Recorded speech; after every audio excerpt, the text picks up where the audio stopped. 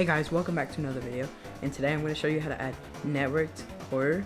So like the monster is in the same spot for everyone, and it does jump scare you, and it does randomly roam around when you are not close to it, and when you get close to it, it starts chasing you. And it has working respawn. First, click the first link in the description and join the Discord, and then if you scroll down a little bit, there should be a channel called Horror, and download everything there. So the scripts that are there should be networked horror AI and KI. It's supposed to say kill, but it's just KI. Also, I don't know where these are from or who made them, but I would give credits, but I don't know who made them. I just found them on Beyonce's Discord. Alright, so what you want to do is first, I'm just gonna assume you have a map with walls, and mine is really bad because I rushed it. So first you're going to don't put your monster anywhere that it will be disabled. It needs to be enabled at all times. So first put your model in, but I don't have a model right now, so I'm just gonna put a capsule, and for now this is gonna be my model, and just put it a little bit above the surface. You don't want it in the surface, but just like a bit above, so it can, you know, fall down and not be in the floor. Turn on is trigger on the capsule collider. Add a capsule collider if it's your monster model. Add a capsule collider, and then what you're gonna do is add component, and then, or you can just drag on networked horror AI, and then what you're gonna do is add component, and then type nav and put nav mesh agent. Do not mess with anything here. Just leave them all like this. We can actually close this now. And what you're gonna do is drag nav mesh agent right here, and then add component and add KI. What you're gonna do next is drag your gorilla player into this, and then for respawn point, you can just click this plus, click create empty, name it whatever you want. I'm gonna name it respawn, and then what you're gonna do is move it to where you want to respawn when you die. This can be anywhere you want, just put it somewhere. We'll have it there. And so yeah, then once you have your empty there, go back to your model, and you go to the bottom, drag respawn into respawn point, and then let's say you're somewhere in this map, and let's say there's like obstacles here. Also, this does dodge obstacles, but let's say there's an obstacle right here and you're behind it. It's gonna push you into the wall. It's not gonna let you teleport through it. So if there's absolutely anything that you need to go through to teleport back to where you want to respawn, then drag those into maps to disable. For example, let's say the monster kills me right here. Instead of going and going through this wall and teleporting here, I'm gonna hit this wall and not go through it. So we need to disable it. So you're gonna go back to this, go down here, and drag in that thing that you need to disable. And for me, 0.3 and 0.3 here work just fine. And then make sure is jump scaring is on. Jump scare duration, you can have whatever you want, just like kind of count in your head how many seconds that is. 2 is just fine, that's what I use. And then your jump scare object, I'll be going over that in a minute. Okay, this is future equal. I forgot to say, add component, add a photon view right here. This is how you actually network it, so everyone sees it at the same spot on every screen. Like everyone sees the monster at the same spot. So put a photon view on the model, click this, make it a reliable delta compressed. Add another component, add a photon transform view, and don't change anything here. It should look like this. And yeah, that's everything, and it should be completely networked. So we're gonna go back over here to the networked horror AI script. So where it says player tag, you're gonna go to gorilla player, click tag and then add it here. And then once you have that, make sure this is spelled exactly like it is on this. Make sure it's spelled like that. If it's not, either change this or change the tag. So detection range, this is how close you have to be for it to start chasing you. I suggest 7.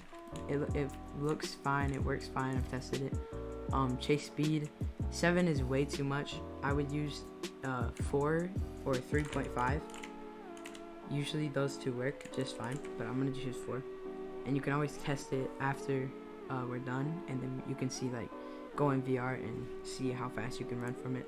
And if it's too fast, just turn it down to like 3.5. And then wander speed, I suggest 2. It's just, it doesn't really matter, it's just how fast it goes around randomly. And then we're gonna do points now. So basically, it can't just think of where to roam on its own, it has to actually have points to roam to. So we're gonna create an empty, name it roam points, and then under this we're gonna create an empty, and then just make sure it's a little above the ground, and just put these, just duplicate these around just randomly, where it'll just randomly go from point to point. And yeah,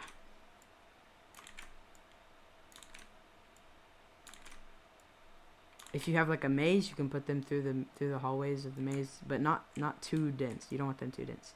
Now, what you're gonna do is go to your monster, make sure this lock is locked, select your first game object of your points, and then hold shift and click the very bottom one. That should select all of them. Now drag all of them, drag them right into points, and then make sure to turn this back off. And then now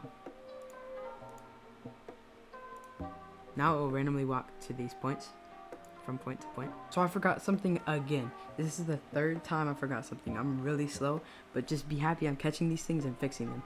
So actually it won't move unless you go to window. I think it's AI navigation. Yep, and then it'll open a tab. You can just drag it right here if you want, or anywhere you want, and then go to bake, and then like the area that you want it like walking on, make sure you click that and like select that, go to object, and then make sure these two are on and it says walkable right here. And then on bake, make sure these settings are just set to this, because like it's the easiest settings. And then click bake. It should not take long, it should take like less than 5 seconds, and yeah, it'll be done, and it can only walk there. Now if you have it flush going like right into your entrance like this, and you don't have like a small barrier, either add a small barrier. For example, you can add a cube. It's super easy, just scale it down, make it a little bit more flat, and just put it right there. And now you got a little barrier, and it can't walk past this. You just make sure on this it says these are off. These need to be off. These have to be off on your barrier object. And if you don't want a barrier, just want it to be flush, then click your tunnel. It should be separated from your map, but click your tunnel and make sure these are off.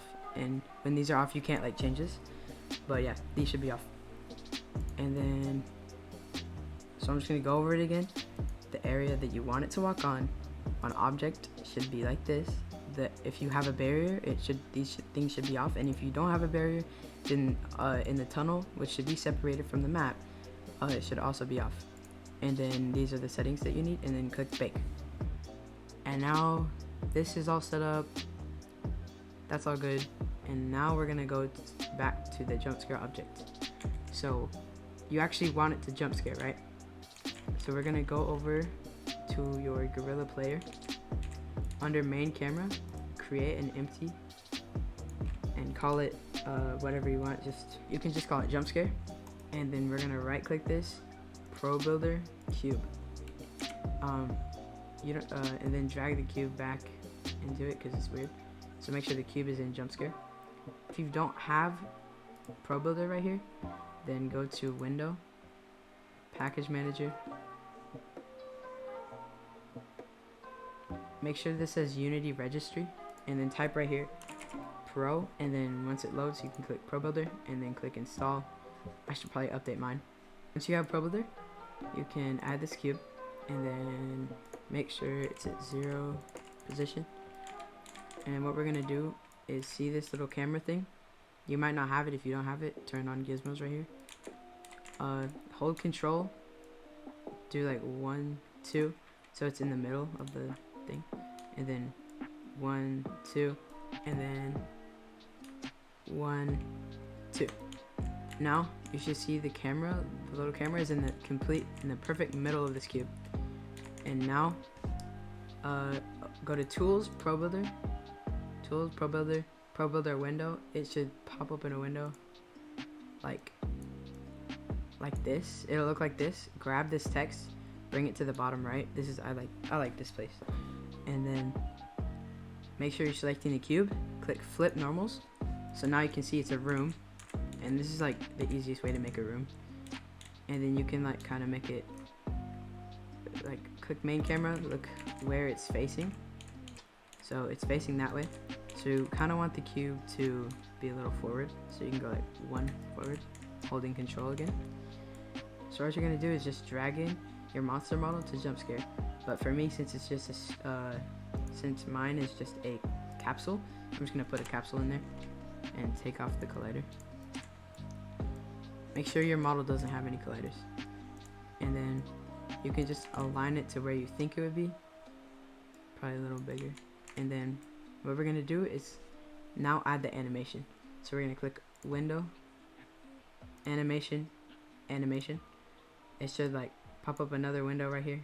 Grab the text again, put it down here. This is my favorite place. Click Create. It'll take you to your files, and you can just name it. I'm just gonna name it Jump Scare Animation. Click Save. It should have this here, so you can actually zoom out in this area. And then just drag this line to the end of the blue thing, into this lighter blue, and then we're gonna click Record. And then while you're recording, you can rotate it kind of to the you can kind of rotate it to the right, and then click Stop Recording, and then right click this area right here, click Add Key, go to the end of it, and then click Record again, and then you can kind of go the other way, and then you can stop recording, and then you can add another key, go to the end, record, go back, and just do this about this many times. And then I would suggest putting them like 0.10 away from each other. So one of them is at the first one is at 0, second one is at 10, third one is at 20, third one is at 20, fourth one is at 30, and this should be perfect. And then to see it, go to the start, click play. So that's what it's gonna look like. See how it's looping. So now that we have that, go into where you saved it, just find your jump scare. Mine is right here, jump scare animation, and make sure loop time and loop pose is on. I don't know if you have to have loop pose on, but just to be safe, make sure it's on. And what we're gonna do now is just on the capsule, it is now on your model. So yeah, it's pretty much ready. And then in your materials you can create a black texture. I'll tell you how to make a really good one. So you're gonna right click Create, Material, name it whatever you want, and then I don't know why I name it Gurg.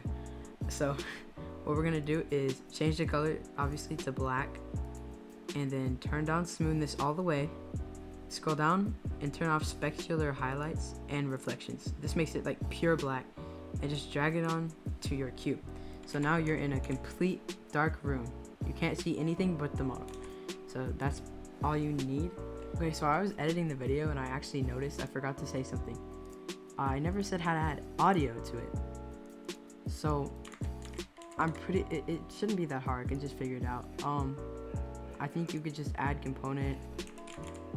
You can just add a audio source. Turn off play on awake. No, turn on play on awake. You actually need that. Turn on play on awake. Make sure all of this is default, and if it looks different than mine, then turn it to this. make sure this is all default. If it's not like mine, change it to mine.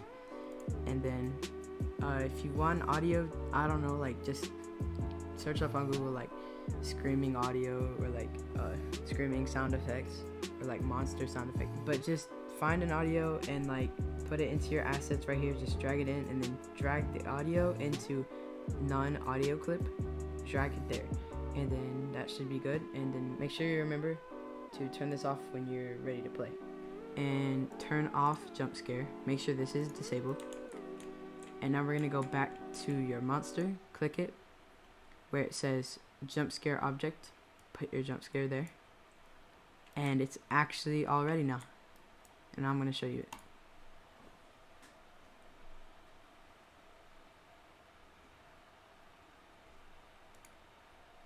So we're gonna move game down here just to see the view. So as you can see, it's already roaming around completely randomly to these empties that we put around the map. It will just go around wherever you want it to, wherever you put the empties. And now we're gonna test it.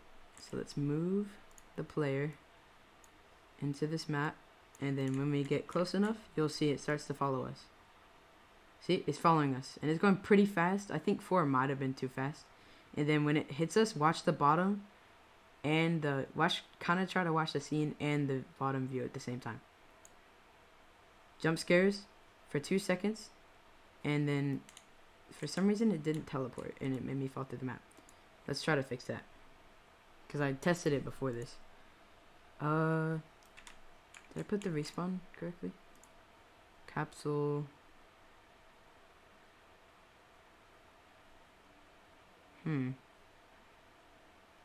I did something wrong. Oh, I think this is supposed to be 0.5. Yeah, so change that to 0.5 and 0.3. Let's try that. That might have fixed it. But we did see it jump scare. It did jump scare properly. It didn't teleport. Let's see. Go into the map.